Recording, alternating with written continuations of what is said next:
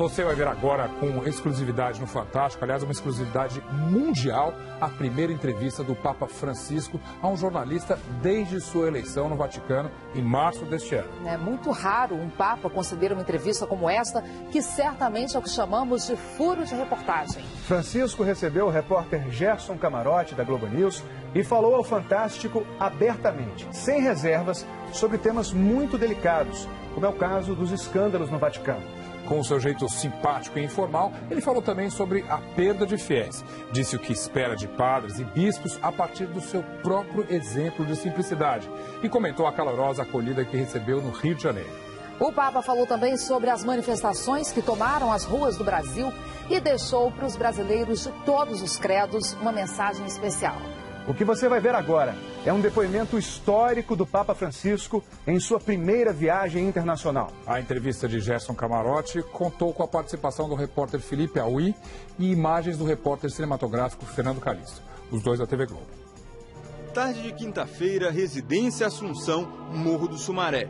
O Papa Francisco, que ficou hospedado aqui durante a Jornada Mundial da Juventude, abriu mão do descanso depois do almoço para receber a nossa equipe. Como de hábito, estava bem-humorado. Ao final da entrevista, ganhou uma camisa do Flamengo do padre Alexandre, escolhido pelo próprio Papa para ser o seu secretário particular no Brasil. Assim, não? É isso, a minha equipe, porque está escrito Francisco ou não. E um pouco antes, brincou com o frio e a chuva que acompanharam a Jornada Mundial da Juventude. O senhor não sentiu esperava um pouco mais quente o Brasil? No, bien. Sí, quizás un poquito más, pero no sentí frío. Qué bueno. Yo no, yo soy de abajo. Conozco el frío de Buenos Aires, pero esto es un otoño normal. Meia hora antes, a entrevista começava também de forma descontraída. Papa Francisco, o senhor chega ao Brasil e tem uma receptividade muito calorosa dos brasileiros. Há uma rivalidade histórica, Brasil e Argentina, pelo menos no futebol. Como é que o senhor recebeu esse gesto de afeto dos brasileiros? Eu me senti recibido com um afecto que no conocía, muy cálidamente. El pueblo brasileño tiene un gran corazón. Y la rivalidad creo que ya está superada totalmente, porque hemos negociado bien. El Papa es argentino y Dios es brasileiro. Uma grande solução, né, Santo Padre? Creo que me sentí muy bien recibido, con mucho cariño. Santo Padre, no Brasil o senhor utilizou ao chegar e continua utilizando um carro modelo muito simples. Há notícias que o senhor, inclusive, condenou padres que usavam carros de luxo pelo mundo. Eu queria saber, o senhor, inclusive, optou por morar na Casa Santa Marta. Essa sua simplicidade, uma nova determinação a ser seguida por padres, por bispos e por cardeais? El auto que yo uso aquí es muy parecido al que estoy usando en Roma. Sencillo, que puede tener un empleado normal. En eso siento que tenemos que dar testimonio de cierta simplicidad, incluso diría de pobreza. Nuestro pueblo exige pobreza a los sacerdotes. Le exige en el buen sentido, digo, nos pide eso. A nuestro pueblo le ofende mucho el corazón cuando ve que los que estamos consagrados estamos apegados al dinero, ¿no? Y eso es malo. Y realmente no es un buen ejemplo que un sacerdote tenga un auto último modelo de marca, ¿no? Yo creo que, se lo digo a los párrocos, en Buenos Aires se lo decía siempre, es necesario que el cura tenga una máquina, un carro, un auto, es necesario, porque en la parroquia hay 1000 cosas que hacer, tiene que moverse, pero que sea un auto modesto, ¿no? Eso respecto al auto. Respecto a que me quedé a vivir en Santa Marta, no fue tanto por razones de simplicidad, porque el apartamento papal es grande, pero no es lujoso. Pero mi opción por quedarme en Santa Marta fue por mi modo de ser. Yo no puedo vivir solo, no puedo vivir encerrado, yo necesito contacto con la gente. Entonces, suelo explicitarlo así. Yo me quedé en Santa Marta por razones psiquiátricas, para no tener que estar sufriendo esa soledad que no me hace bien. Y también por razones de pobreza, porque si no hubiera tenido que pagar en psiquiatras mucha plata. Y entonces no es bueno eso. No, es por estar con la gente. Y Santa Marta es una casa de huéspedes. Viven unos 40 entre obispos y sacerdotes que trabajan en la Santa Sede. Tiene 130 piezas más o menos. Y sacerdotes y obispos y cardenales y laicos, huéspedes en Roma, habitan ahí. Yo como en el comedor común de todos. Desayuno, almuerzo y cena lo tengo allí. Y uno siempre encuentra gente distinta, ¿no? Y eso a mí me hace bien. O sea que esas son las razones. Y ahora, la regla general. Creo que Dios nos pide en este momento mayor simplicidad. Es una cosa interior que a la Iglesia lo pide. O Santo Padre, quando o senhor chegou ao Rio de Janeiro, houve falhas na segurança. Inclusive ali o seu carro foi ali levado para o meio da multidão. O Papa Francisco ficou com medo? Qual foi o seu sentimento naquele momento? Yo no tengo miedo. Soy inconsciente, pero no tengo miedo. Sé que nadie se muere en la víspera. Cuando me toque, lo que Dios permita, será. Pero antes de viajar, fui a ver el Papamóvil, que tenía que venir acá. Y estaba con vidrios todo. Si usted va a ver a alguien que quiere mucho, amigos, con ganas de comunicarse, ¿usted los va a visitar dentro de una caja de vidrio? No. Yo no puedo venir a ver a este pueblo que tiene un gran corazón detrás de una caja de vidrio. Y en este auto, cuando voy por la calle, bajo el vidrio para poder sacar la mano y saludar. Es decir, o todo o nada. O uno hace el viaje como lo tiene que hacer, con comunicación humana, o no lo hace. Pero comunicación a media no hace bien.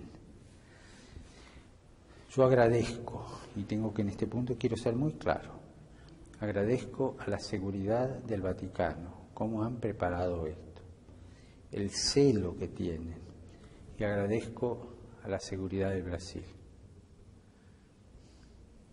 Agradezco muchísimo, porque acá también me cuidan y quieren que no haya ninguna cosa desagradable.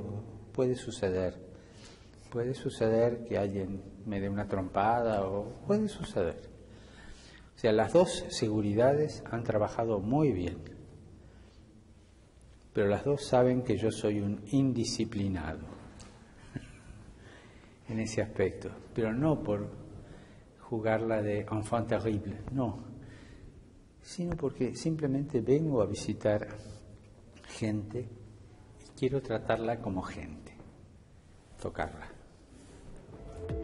Nas últimas 2 décadas, houve uma redução de quase 20 pontos percentuais do número de católicos no Brasil.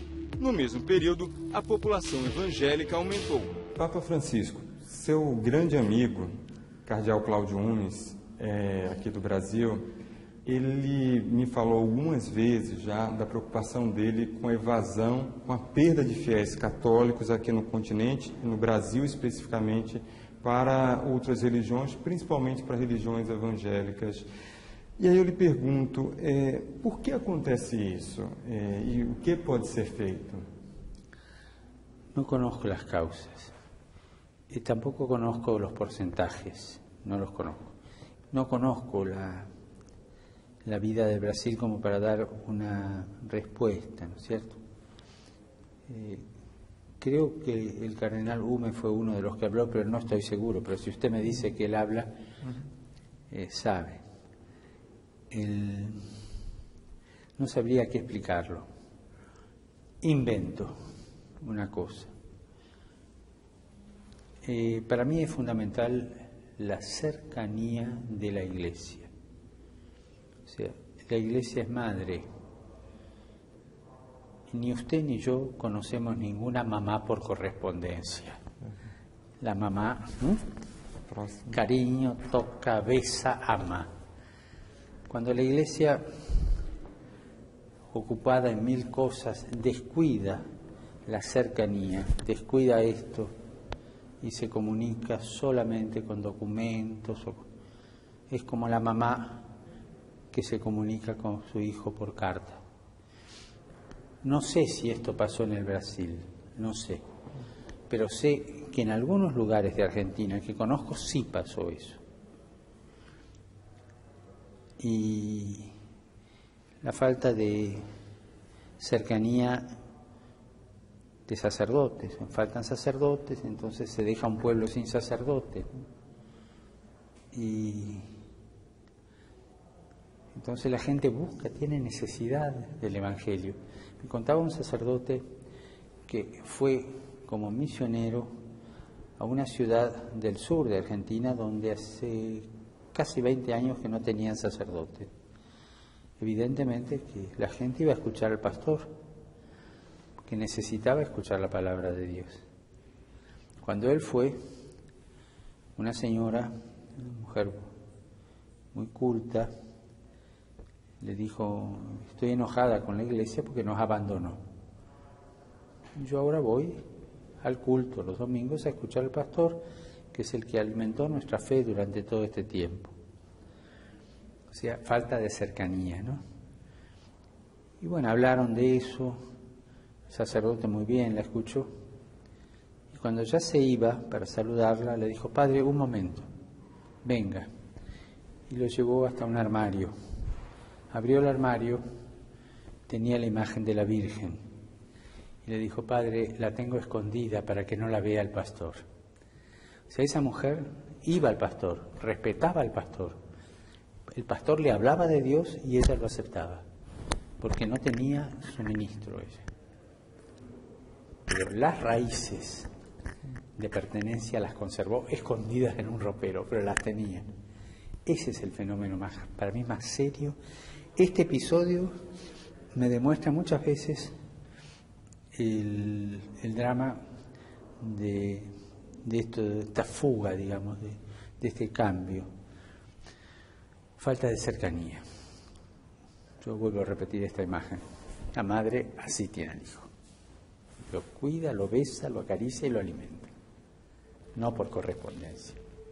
O Papa Bento XVI renunciou em fevereiro, no momento em que a Cúria Romana, o organismo que administra a Igreja, era alvo de uma série de escândalos. Lavagem de dinheiro no Banco do Vaticano, o vazamento de documentos sigilosos, conhecido como Vatilix, e no mundo havia também os casos de pedofilia envolvendo muitos países. Assim que assumiu, o Papa Francisco iniciou uma série de mudanças. Criou uma comissão para reformar a Cúria e alterou o Código Penal do Vaticano para punir com mais rigor abusos sexuais contra crianças, crimes financeiros e vazamentos de documentos. Recentemente, depois que o Papa nomeou uma comissão para fiscalizar o Banco do Vaticano, investigações sobre lavagem de dinheiro levaram à prisão o Monsenhor Nunzio Scarano. acusado de levar 20 milhões de euros da Suíça para a Itália em jatinho privado. Neste trecho da entrevista, eu pedi que ele falasse especificamente dos escândalos que envolvem a Cúria. Papa Francisco, quando o senhor foi escolhido no conclave, a Cúria Romana, especificamente, era alvo de críticas, inclusive críticas internas de vários cardeais. E o sentimento que eu percebi, pelo menos dos cardeais com quem eu conversei, era um sentimento de mudança. Esse sentimento está correto? Usted lo nombró hace un rato, este paréntesis. Cuando yo fui elegido tenía al lado a mi amigo, el cardenal Gómez, porque en orden de decanancia, pues estamos uno detrás del otro, ¿no? Y fue el que me dijo esa frase que me hizo tanto bien: no te olvides de los pobres. Qué lindo. La Curia Romana. Bueno, la Curia Romana siempre se la criticó, más o menos. Se presta a críticas y como tiene que resolver muchas cosas, algunas cosas gustan, otras no gustan, algunos trámites están bien encausados, otros están mal enfocados, mal encausados, como en toda organización. Yo le diría esto: en la Curia Romana hay muchos santos, cardenales santos, obispos santos, sacerdotes, religiosas, laicos santos, gente de Dios que ama a la Iglesia. Pero eso no se ve. Hace más ruido un árbol que cae que no un bosque que crece. Se escucha el ruido de los escándalos. Ahora estamos con un escándalo de transferencia de 10 millones de dólares o 20 millones, no sé, de un monseñor de ahí. Un bonito favor le hace a la Iglesia a este señor, ¿no? Pero hay que reconocerlo, este señor obró mal y la Iglesia tiene que darle la sanción que merece, obró mal. O sea, hay casos de ese tipo. En el momento del conclave, antes están los que se llaman congregaciones generales y hemos tenido una semana de reuniones, los cardenales. Y ahí se hablaba claramente de los problemas, todo, ahí se habla de todo. Porque estábamos nosotros solos y para ver cómo está la realidad y hacer el perfil del próximo Papa.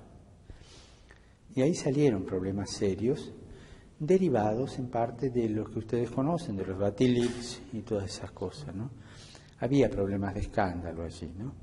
Pero los santos seguían estando, ¿no?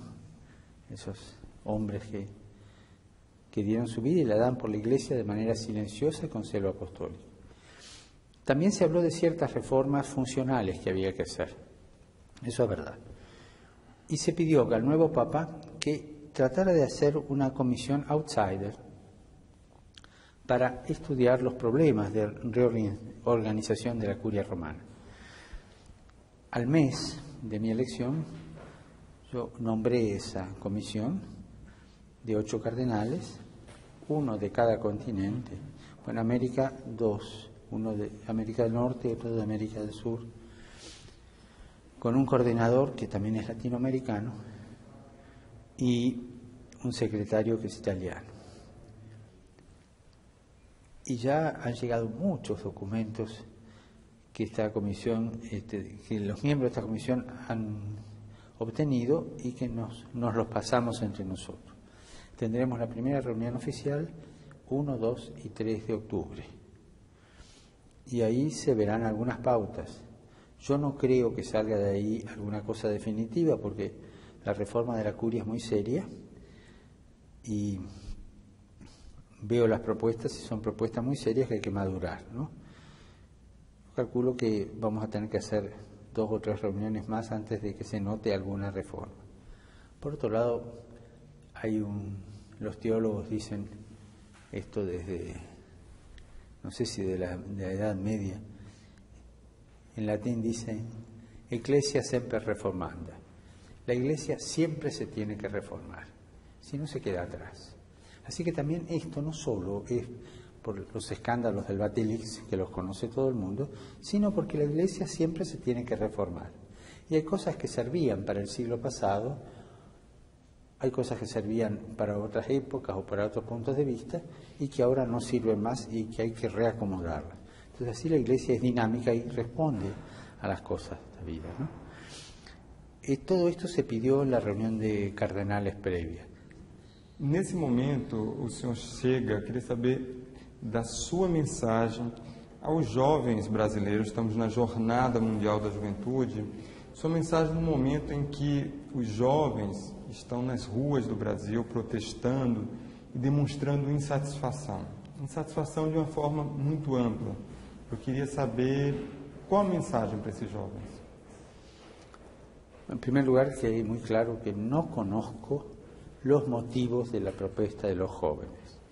O sea, si yo digo algo sin aclarar esto, hago daño a todos, porque doy una opinión sin conocer, ¿no? O sea, con toda franqueza le digo, yo no conozco bien el por qué los jóvenes protestan. Primer punto. Segundo punto, un joven que no proteste, a mí no me gusta. Porque el joven tiene la ilusión de la utopía. Y la utopía no siempre es mala, ¿no? La utopía es respirar y mirar adelante, ¿no? Y un joven tiene más frescura, menos experiencia de la vida, es verdad, ¿no? A veces la experiencia de la vida nos frena, pero tiene más frescura para decir sus cosas. Un joven es esencialmente un disconforme, y eso es muy lindo, pero eso en general de todos los jóvenes. Yo diría en general, hay que escuchar a los jóvenes, hay que darles sitio de expresión y cuidarlos para que no sean manipulados. Porque así como hay trata de personas, de trabajo esclavo, en tantas tratas de personas, yo me atrevería a decir una cosa y sin ofender. Hay gente que busca la trata de jóvenes, manipulando esta ilusión, este disconformismo que hay, y después le arruinan la vida al joven.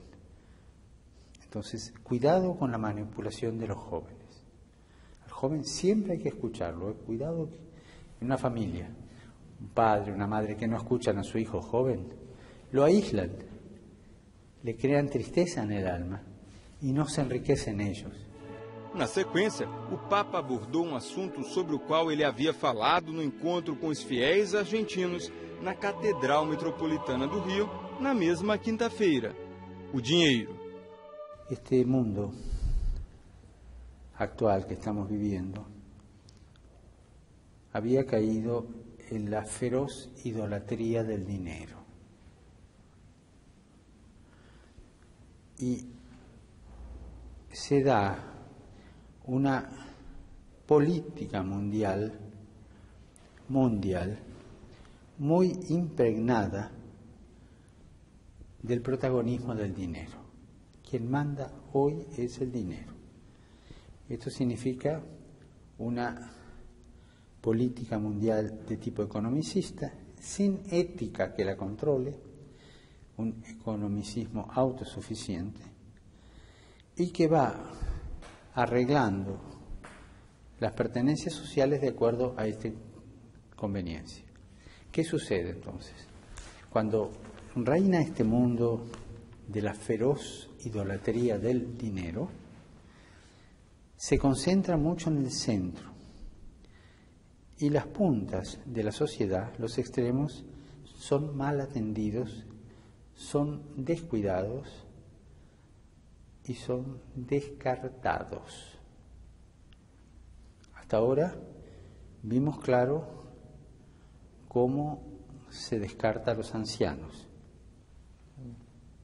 O sea, hay toda una filosofía para descartar al anciano. No sirve, no produce. El joven tampoco produce mucho, porque es una carga que hay que formar. Ahora estamos viendo que la otra punta, la de los jóvenes, está en proceso de descarte. El alto porcentaje de desocupación juvenil que hay en Europa es alarmante. nos encontramos a un fenómeno de jóvenes descartados.